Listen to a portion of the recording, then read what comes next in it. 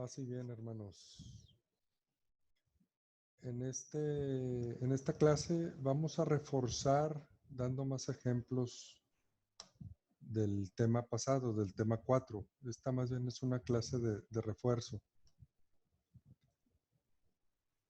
Y recordando el temario, estamos todavía en la construcción de una predicación efectiva, en la planeación general del tema y en el punto de profundizando el mensaje que vimos la semana pasada, nada más que ahorita vamos a ver más ejemplos. Y comentábamos en la semántica como la primera de las técnicas. Número 1, ir a la etimología, a la raíz de la palabra. Y aquí vamos a ver el ejemplo de la palabra Cristo. Del latín es Christus y del griego es Cristo. Viene a ser una traducción del hebreo, del Mesías. Mesías en hebreo significa ungido. Por lo tanto, Cristo viene a ser el ungido por excelencia. Y la unción viene a ser el Espíritu Santo. Entonces, podemos llegar a la reflexión, a la conclusión, para ser un auténtico cristiano como Cristo, necesitamos la unción del Espíritu Santo. Entonces aquí estamos viendo, profundizando en el significado de la palabra Cristo, cristiano, a través de la etimología y ver una aplicación de una profundización del mensaje a través de la misma raíz, ¿verdad? En este caso, pues, pedir Espíritu Santo. Muy bien. También comentábamos que en este segmento sería el idioma original de la Biblia, griego, hebreo, arameo. Pero pues bueno, por lo menos revisar diferentes traducciones. Vamos a ver aquí dos ejemplos de traducción de la misma cita que viene a ser Filipenses 3:12. Y vamos a partir primero de la versión de la Biblia católica para jóvenes. Dice, no pretendo decir que haya conquistado la meta o conseguido la perfección, pero me esfuerzo a ver si la conquisto, por cuanto yo mismo he sido conquistado por Cristo Jesús. Palabra de Dios. Ahora veamos la Biblia de Jerusalén. No que lo tenga ya conseguido o que sea ya perfecto, sino que continúo mi carrera para alcanzarlo como Cristo Jesús me alcanzó a mí. Palabra de Dios. Muy bien. Aquí podemos ver, aunque nos da prácticamente el mismo mensaje, pues ya viendo los detalles, podemos profundizar dependiendo a la audiencia que vamos a predicar. Por decir, usando la Biblia católica para jóvenes, aquí habla más de conquista. Conquista, habla de meta, habla de ser conquistado por Cristo Jesús. Si este es, digamos, se adecua más al mensaje general, pues, que quiero yo dar, esta cita, pues sería básicamente con estas palabras. Ahora bien, en la Biblia de Jerusalén habla más de conseguido, ¿sí? Conseguido la carrera para alcanzar a Cristo y Jesús ya me alcanzó a mí. Entonces, aquí pudiéramos ver precisamente la diferencia entre las dos, o sea, cuál de las dos me pudiera ayudar más en el mensaje que yo quiero dar. Entonces, esta es la opción de pues, ver diferentes traducciones de la misma cita. Muy bien. Antónimos, que es contraponer diversos elementos del texto para subrayar más su mensaje. Ahora vamos a ver unos ejemplos usando antónimos.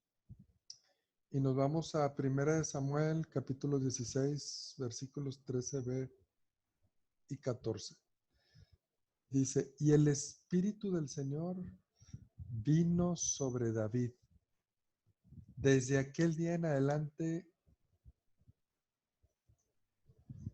y más adelante dice, el Espíritu del Señor se retiró de Saúl. Aquí vemos la contraposición. Sobre David viene y sobre Saúl se retira. Y estamos hablando que son dos versículos pegados.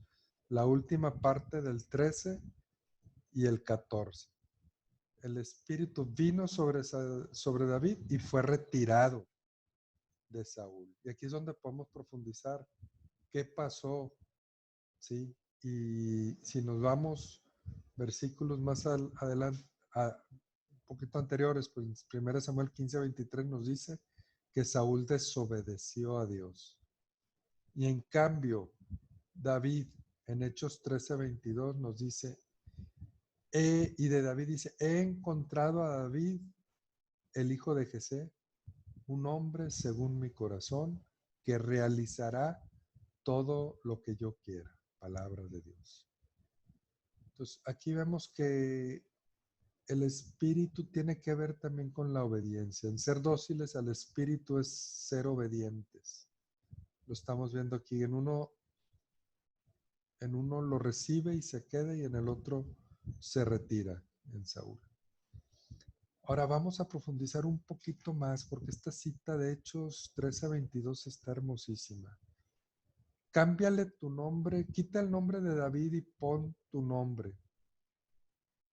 Y quita el nombre de Jesé y pon el nombre de tu papá o de tu mamá.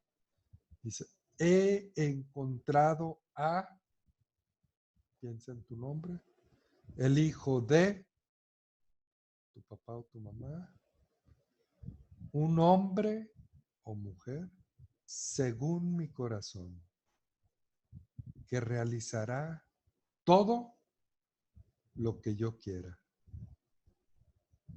Qué cosa tan bella esta cita. Ser un hombre o una mujer según el corazón de Dios y que realice todo lo que Dios quiera hacer. Muy bien, mis hermanos. Pues bueno, aquí estamos viendo precisamente el uso de antónimos. Pasemos a la siguiente. El juego de palabras. El juego de palabras dijimos que era para resaltar más el mensaje. Un ejemplo. Seguir a Jesús no vale la pena. Vale la vida.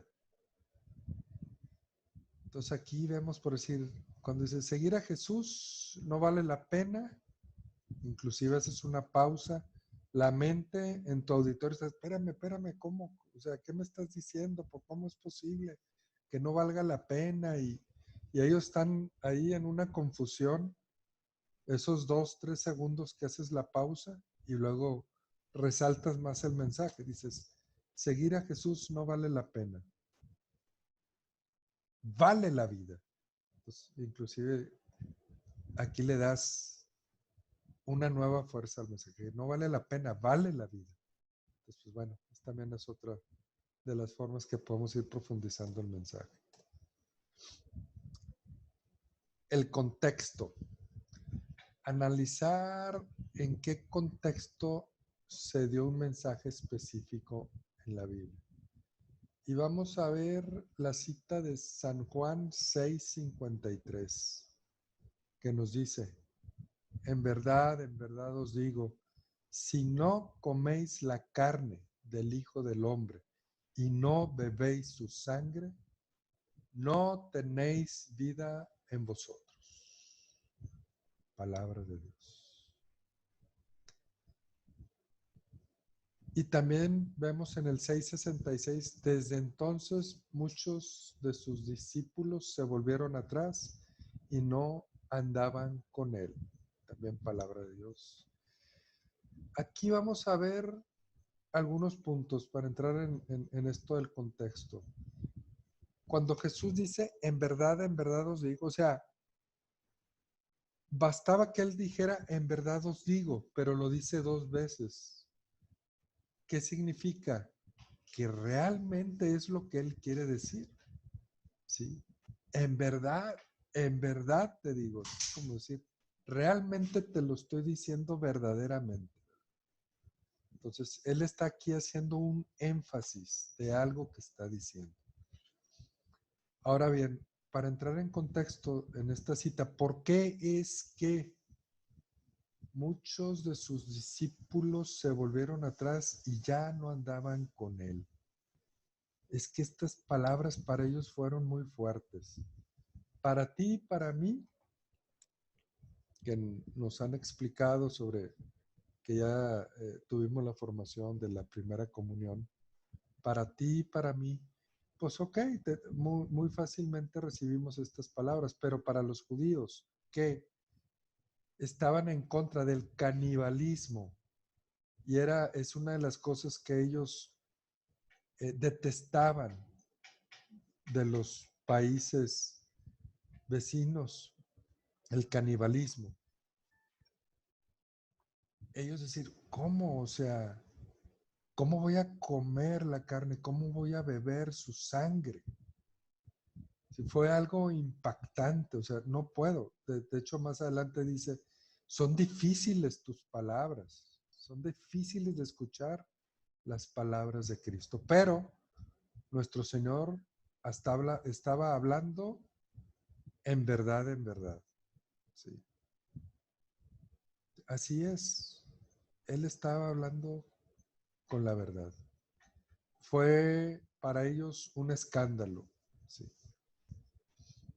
Entonces, pues hay que entender el contexto de por qué se fueron. No pude, no les cupo en su mente.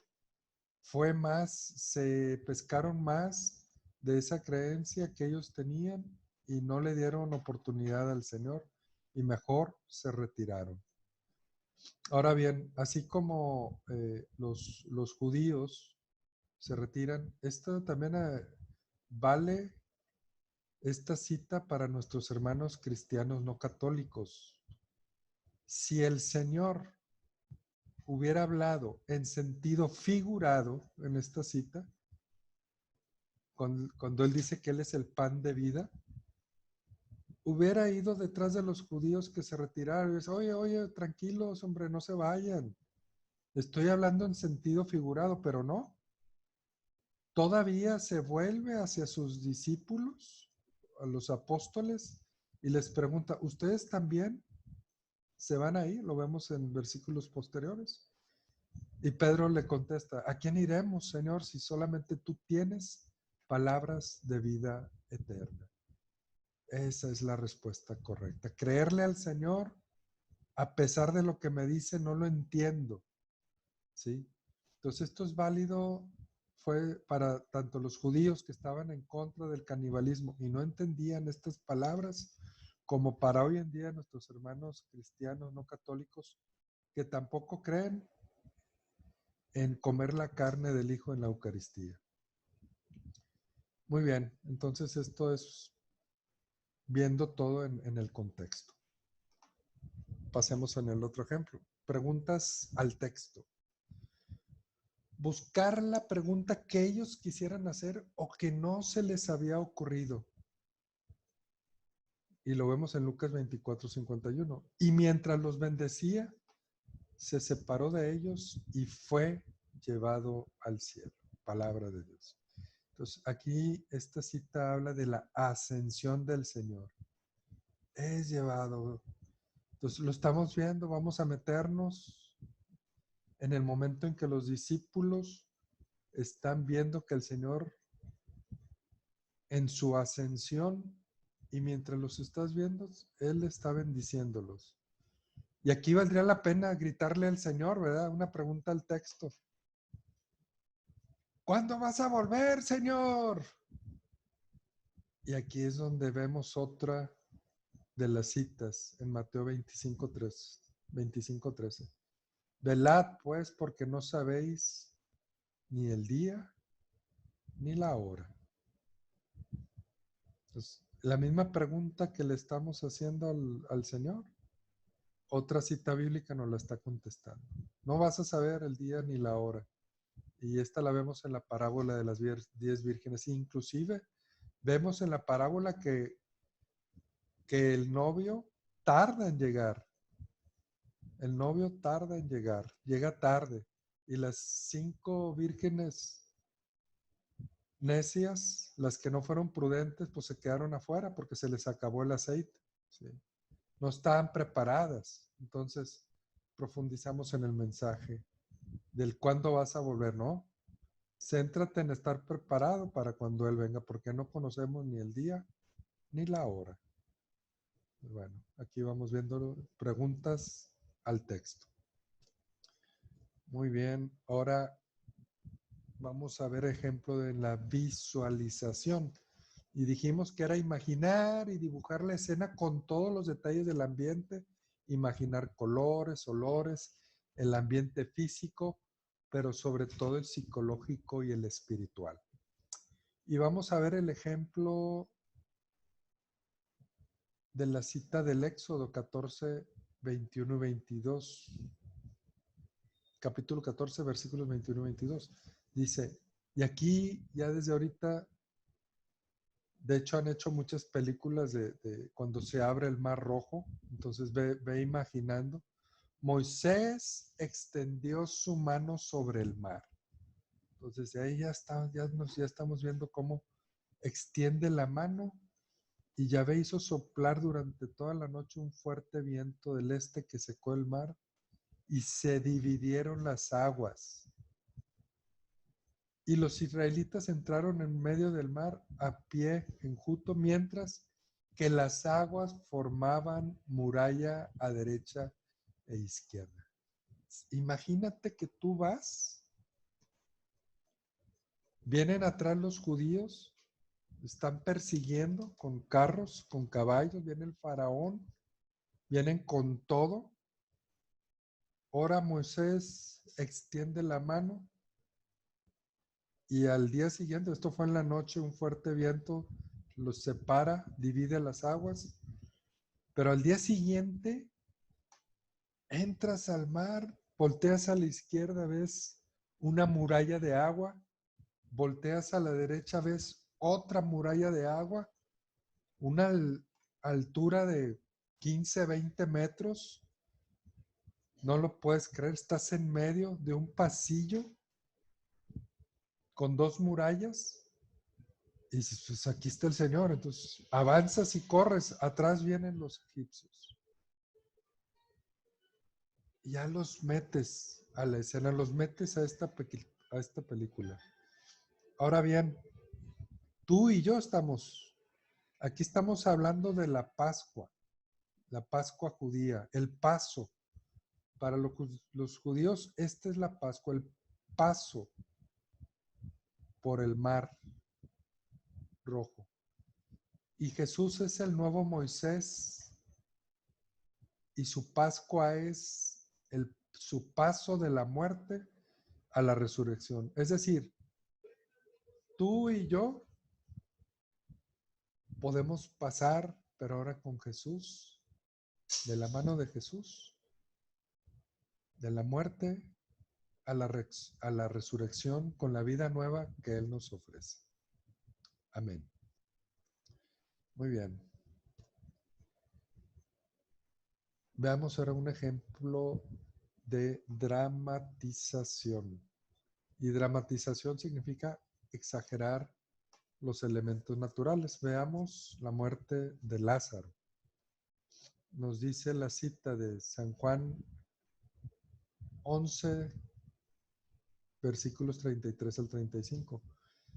Viéndola llorar Jesús, Lázaro ya había muerto, viéndola llorar a Jesús, está hablando de una de sus hermanas, de Lázaro, viéndola llorar Jesús y que también lloraban los judíos que la acompañaban, se conmovió interiormente, se turbó y dijo, ¿dónde lo habéis puesto? Le responden, Señor, ven y lo verás. Y Jesús se echó a llorar. Palabra de Dios. Fíjense cómo el Señor muy bien pudo haber respondido, irse directo. ¿Dónde lo han puesto? Y les pudo decir a la gente, tranquilos, tranquilos, ahorita me encargo yo, tranquilos. Pero no, hizo un gesto todavía más hermoso. Se pone a llorar, no por la muerte propiamente de Lázaro, porque él sabía lo que iba a hacer. De hecho, así les dice a los discípulos, yo sé lo que voy a hacer. Él sabía que lo iba a resucitar. Inclusive cuando les dice a los discípulos, Lázaro está durmiendo y todavía se tarda más días para que quede ahora sí. La misma hermana le dice, oye, no, Señor, ya tiene días de muerto. O sea, se esperó todavía más días para que tuviera más días de muerto. O sea, Jesús ya sabía qué iba a hacer con Lázaro, pero no llora por eso. Llora porque se conmueve interiormente. Y qué cosa tan bella, cómo el Señor nos comprende y llora contigo y conmigo también. Aunque Él puede hacerlo todo, y de hecho con Lázaro hace el milagro, lo resucita, aunque Él lo puede hacer cualquier cosa, eso no quiere decir que no te entienda y que no pueda llorar contigo y que no se pueda conmover, así como lo hizo con las hermanas de Lázaro. Entonces esa fue la dramatización. Ahora vamos a ver un ejemplo de identificación. Y este es identificar a los participantes con algún personaje de la escritura. Y vamos a ver el ejemplo del leproso. Dice, se le acerca un leproso suplicándole y puesto de rodillas le dice, si quieres puedes limpiarme. Compadecido de él, extendió su mano, le tocó y le dijo, quiero, queda limpio. Palabra de Dios. Marcos 1:40. Pero vamos a ver primero el contexto. ¿Cuál es la situación de un leproso? Y ahorita regresamos a esta cita. Dice en Levítico capítulos 13, versículos 45 y 46, cómo era la situación de un leproso. El afectado por la lepra llevará los vestidos rasgados y desgreñada la cabeza. Y aquí puede ser hombre o mujer, pero tiene que ir desgreñado, vestidos rasgados. Se cubrirán hasta el bigote e irá gritando, impuro, impuro. Y aquí cuando vemos impuro, impuro, no habla solamente impureza de cuerpo, también tiene que ver, porque para los judíos, acordémonos, que le preguntan a Jesús, ¿quién pecó en el ciego de nacimiento? ¿Quién pecó, ellos o su papá? Ellos, para el judío, la enfermedad es una consecuencia del pecado. Entonces, si tú tienes una lepra, tienes la enfermedad de la lepra, eres doblemente impuro, no nada más por la misma lepra, sino es una consecuencia de algún pecado. Así, eso es en la mentalidad judía. Entonces, de entrada tiene que ir vestido, rasgado, desgreñado, gritando impuro, impuro. Todo el tiempo que dure la llaga quedará impuro, es impuro. Y habitará solo. Fuera del campamento tendrá su morada. Palabra de Dios. Que tienes que habitar solo. No tienes contacto con nadie. Tienes que estar con los vestidos rasgados, desgreñados y gritando impuro, impuro. Realmente yo pienso que un leproso se sentía un maldito, un olvidado de Dios, una persona distanciada también de la sociedad, que tenía que vivir aparte de la sociedad, vivir solo, fuera del campamento. Realmente no era simplemente una enfermedad, les cambiaba la manera de vivir a los leprosos. Entonces regresemos a ya con este contexto, ahora ponte tú estos vestidos rasgados, desgréñate un poquito. Imagínate que vas gritando por todos lados, impuro, impuro, para que la gente no se acerque a ti, ¿sí? Que habitas solo fuera del campamento. Y aparte, eres un impuro. Ya en ese contexto, siéntete tú, identifícate como un leproso y regresemos con Jesús. Dice, se le acerca a un leproso suplicándole y puesto de rodillas. Pues, ¿cómo no? Porque el sanarlo de la lepra era volverlo a ser una persona respetable dentro de la comunidad. Ahorita él era un impuro que tenía que vivir solo y fuera del campamento. Y puesto de rodillas le dice, y fíjense qué hermosas palabras le dice, si quieres, puedes limpiar. ¿Cómo no va a querer el amor de los amores sanarlo? Y así también a ti, cuando tú estás en una situación, hazlo humildemente como el leproso, suplícale al Señor, humildemente. Reconoce su poder, como dice, tú puedes. Si quieres, lo puedes hacer, Señor. Y eso es lo que hace el leproso. Y fíjate, el Señor, compadecido de él, extendió su mano, le tocó y le dijo, quiero, queda limpio. Palabra de Dios. Aquí vemos un gesto importante. El Señor simplemente pudo haber dicho, quiero, queda limpio, pero le tocó. Entonces, cuando el Señor toca al leproso, no solamente le está sanando el cuerpo, le está sanando el alma a este leproso, porque este leproso no tenía contacto con nadie, tenía que alejarse de la gente y estar gritando impuro para que se alejaran de él. Lo toca, le sana el alma y le sana el cuerpo. Y aparte, dice el Señor, quiero, sí lo quiero, y lo ordena, queda limpio. Entonces, aquí vemos cómo obra nuestro Señor.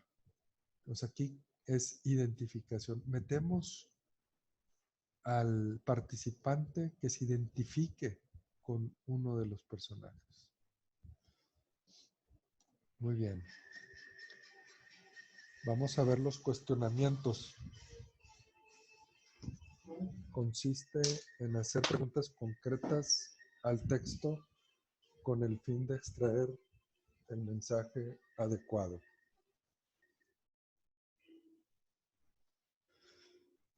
Llegado Jesús a la región de Cesarea de Filipo, hizo esta pregunta a sus discípulos. ¿Quién dicen los hombres que es el Hijo del Hombre? Ellos dijeron, unos que Juan el Bautista, otros que Elías, otros que Jeremías o uno de los profetas.